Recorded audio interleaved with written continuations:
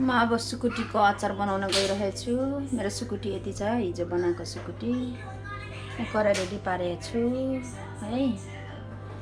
अब यसलाई पानीमा नभिजाइकन एक रात मात्रै सुकाएको हो नि त त्यो यो, त्यही भएर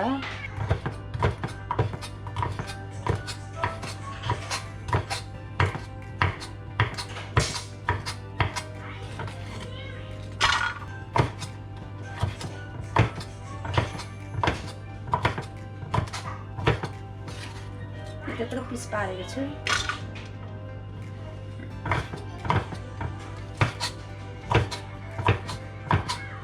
म ओइल बिनै बनाउँछु किनभने यसमा धेरै बोसो छ हैन, त्यही भएर ओइल एकैचोटि आइहाल्छ र मैले एकैचोटि तावामा लाउँदैछु।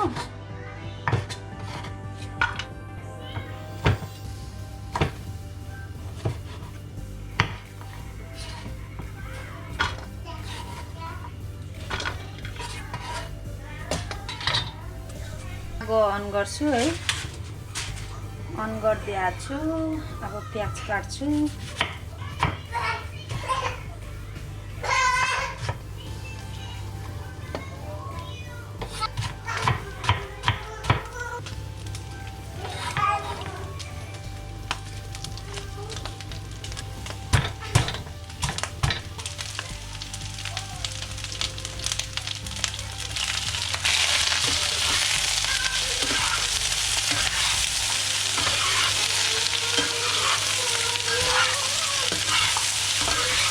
Baby.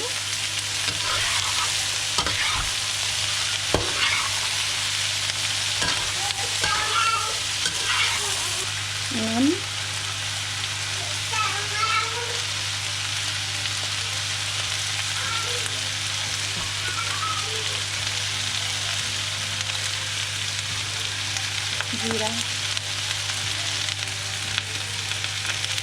Oregano. दालचीनी,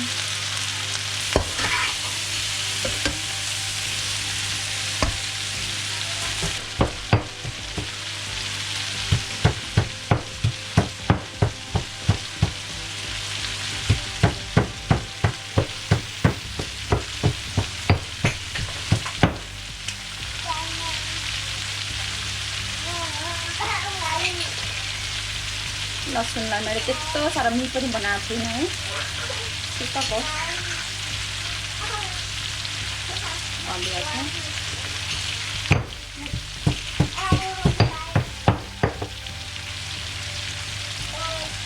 अदुवा पनि राखिदिन्छु।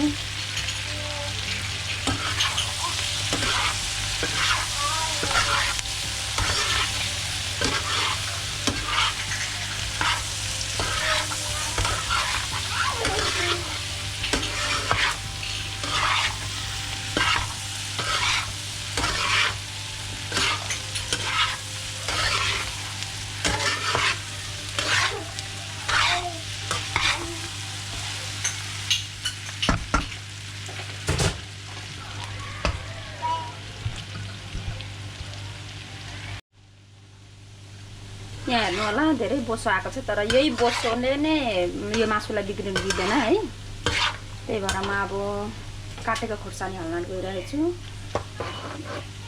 म यहाँ डाइरेक्ट तेलमा भित्र हाल्छु किनभने यो खुर्सानीमा पानी हुन्छ नि त, यो खुर्सानीको पानी पनि सुक्नुपर्छ। त्यही भएर सुकोस् भनेर चाहिँ मैले यहाँ बिचमा लाउँदैछु यसरी।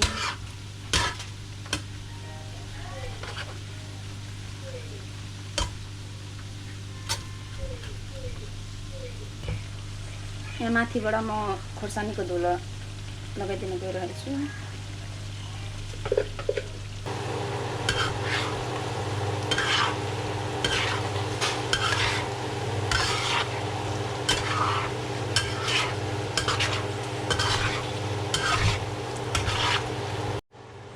मैले धनिया राखिदिएको छु, धनिया पनि राखिसकेको छु। धनियालाई चाहिँ म खासै त्यति धेरै पकाउँदिनँ किनभने यो धनियाको अलिअलि पानी मात्रै सुकाउँछु है। त्यसको लागि चाहिँ म चलाएर मिक्स गरिदिन्छु।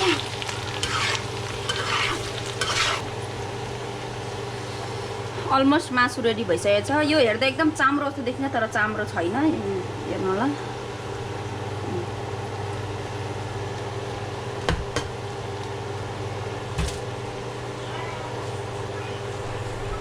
अब म यसलाई आगो अफ गर्छु। त्यस पछाडि हेर्नु होला, कस्तो राम्रो देखिएको छ है। यो बोसोले नै हो यसलाई बिग्रिन नदिनको लागिलाई हैन, प्रोटेक्ट गर्ने भनेको। अब यसलाई बयममा राखेर सेलाएपछि बयममा राखिन्छ। अलमोस्ट रेडी भयो। ल हेर्नु होला,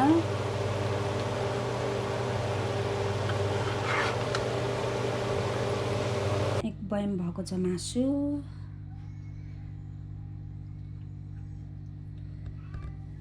अब यो फ्रिजमा जान्छ।